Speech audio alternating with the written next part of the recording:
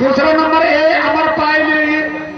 आओ अमर पाइली, अमर पाली लाइट पर बोलो मुंह से। क्या है? क्या ना अच्छा बोलो। अच्छा लगे तो गन्ना मिलो। गन्ना कहाँ पे खत्ती? बैठ के लगा, बैठ के लगा।